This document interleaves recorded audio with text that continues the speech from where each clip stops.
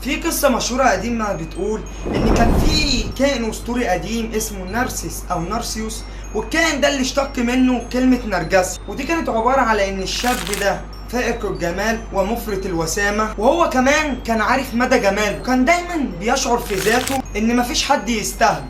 ليه يعني فاكر نفسه كريستيانو رونالدو ولا ايه؟ انا مالي يا عم، هو اللي كان شايف نفسه كده. في مكان كان قريب منه كان في شابه جميله اسمها ايكو، وكانت واحده من معجبينه، بس كانت معجبه بشده يعني، وكانت دايما بتراقب كل تحركات. واصلا يا صديقي معنى كلمه ايكو يعني صدى الصوت. وجه في مره عمنا نارسيس كان خارج للصيد، كان للمتعه بس مش للاكل. فجاه وهم كانوا مشغولين بفريسه، نارسيس تاه عن اصحابه، وكالعاده ايكو كانت بتراقب نارسيس. نارسيس فضل ينادي على اصحابه وينادي وينادي، ولان كان ايكو كانت صابتها لعنه انها بتردد اي صوت بتسمعه، فكانت بتردد اصوات نجاة نارسيس، وهو كان في اعتقاده ان اللي بيتكلم ده حد من اصحابه. فلما شاف نارسيس ايكو وهي كانت رايحه له وفتحت دراعاتها علشان تحضنه، هو زقها جامد وبصلها باستعلاء ومشي ولا عبرها يا صديقي. يا عيني يا بنتي. وراحت يا عيني ايكو علشان تقعد على ضفة البحيرة، وعينيها كانت مليانة بالبكاء وقلبها مليان غضب من ناحية نارسيس، وكانت عايزة تنتقم أشد الانتقام من نارسيس، بس في الآخر معرفتش تنتقم من نارسيس. وبعد مدة بدون أكل ولا شرب ماتت إيكو وهي تصرخ للآلهة، وتحولت لرماد متناثر ما بين الرياح. فقررت آلهة الأولمب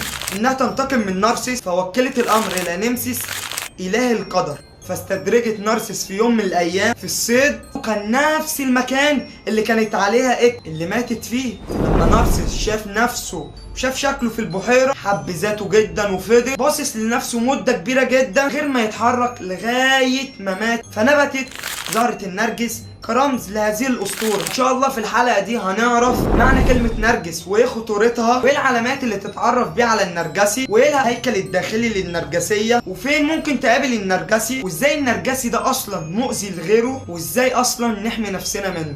فما تنساش بقى اللايك والاشتراك، وخلونا نحكي الحكايه ونشوف الموضوع.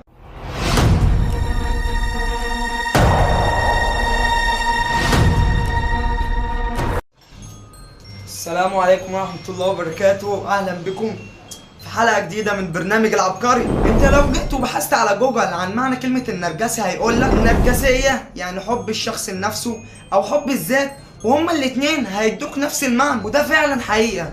علشان احنا لما عرفنا ان نارسيس كان متكبر على الكل وكان شايف ان مفيش حد يستاهله، دي القصة اللي احنا اتكلمنا عليها، استلهمها ادبيات التحليل النفسي الاولي، واستخدمت بطلها اللي هو نارسيس رمز لهذا الاضطراب، واشتق من اسمه كلمة نرجسي اللي احنا نعرفها دلوقتي، ومعناه هو الذي ينشغل فيه المرء بذاته وتأخذه نفسه عما سواه. ومن الممكن النرجسي ده يتسبب في هلاك من حوله، كمان ممكن يتسبب في هلاك نفسه بفعل هذا الحب الذاتي المريض. نارسيس اللي هو كان بطل حلقتنا لما كان بيصطاد كان بيصطاد لله مش للأكل.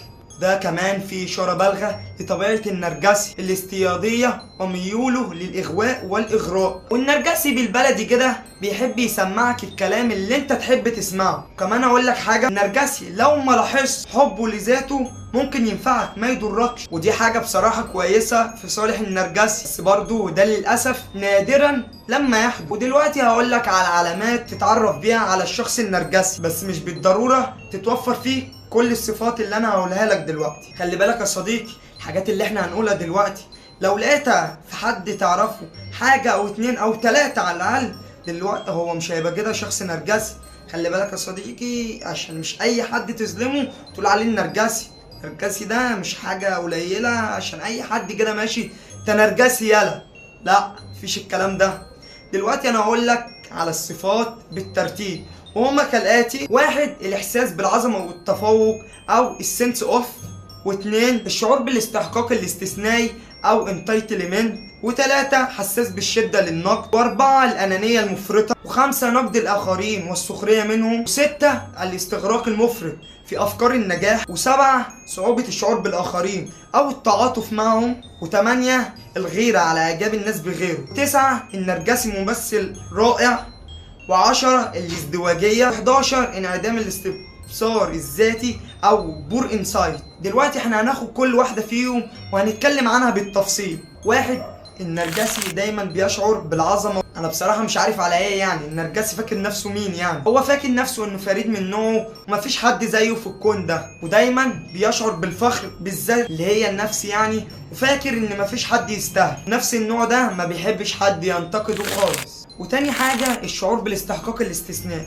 او يعني كده انه يستحق معامله خاصه. فاكر نفسه مين؟ فاكر نفسه ابن البيت. دايما هتلاقيه شديد الالحاح على احتياجاته واولوياته، واكتر حاجه بيكرهها النرجسي ان حد يتجاهله او يرفضه.